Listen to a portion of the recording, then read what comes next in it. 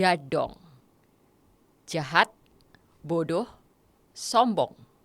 Tapi sesungguhnya apa yang dilakukan Kaisang merupakan sebuah bentuk kebebalan. Dia juga sudah menunjukkan rasa tidak tahu malu, bagaimana dia berusaha untuk mengecoh publik dan menjadikan suara-suara publik, kemarahan publik itu sebagai sesuatu yang tidak penting, sesuatu yang dianggapnya angin lalu belaka. Nah, 3 hal itu sudah dengan begitu cantik dibuat sebuah istilah oleh Syed Hussein Alatas sebagai jadong. Dalam konteks ini jelas Kaisang, keluarganya bisa menjadi contoh real apa itu jadong.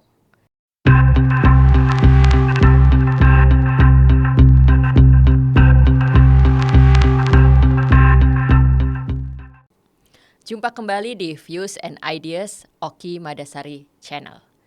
Kali ini kita akan membahas satu istilah yang diperkenalkan oleh sosiolog terkemuka Syed Hussein Alatas, jadong, jahat, bodoh, sombong. Jadi istilah jadong ini kembali terbesit dalam pikiran saya ketika melihat perilaku orang-orang yang jelas sedang menjadi sorotan publik, orang-orang yang sedang sebenarnya kita tunggu pertanggungjawabannya, tapi malah pura-pura tidak peduli atau memang tidak peduli, sok asyik, tidak tahu malu, dan bahkan cenderung meremehkan suara publik.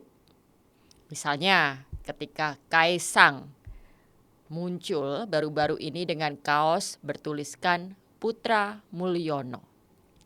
Beberapa pihak yang kita tahu itu adalah bagian dari pembela mereka, pendukung mereka, kroni-kroni mereka, menggaungkan itu sebagai bentuk bagaimana Kaisang menerima kritik dengan santai, menanggapi dengan elegan, menggunakan cara-cara yang asyik dan lucu untuk menyikapi suara-suara publik. Tapi sesungguhnya apa yang dilakukan Kaisang merupakan sebuah bentuk kebebalan.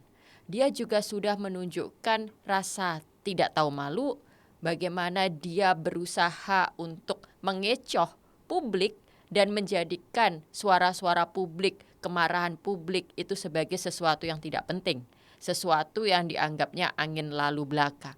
Nah, lebih dari itu, ini juga sebagai bagian dari apa yang kita juga pernah singgung di episode sebelumnya, bagaimana dia menganggap suara kemarahan publik ini sesuatu yang bisa diremehkan. Nah, kembali ke konsep jadong tadi, jahat, bodoh, dan sombong. Ketika kita mendengar kata jahat, bagaimana kita mengukur kejahatan seorang politisi, tokoh publik, pejabat publik?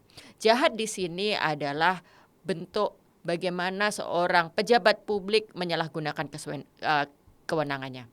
Ketika seorang presiden, seorang menteri, seorang pejabat menggunakan kewenangan yang dimiliki, jabatan yang dimiliki untuk memperkaya diri sendiri, untuk memperkaya keluarganya, untuk memperluas kekuasaan dan sama sekali tidak diniatkan untuk kebaikan rakyat, itu jelas dia jahat. Nah, lalu yang kedua, ketika kita mendengar jadong, lalu yang kedua adalah bodoh. Apa itu bodoh di sini?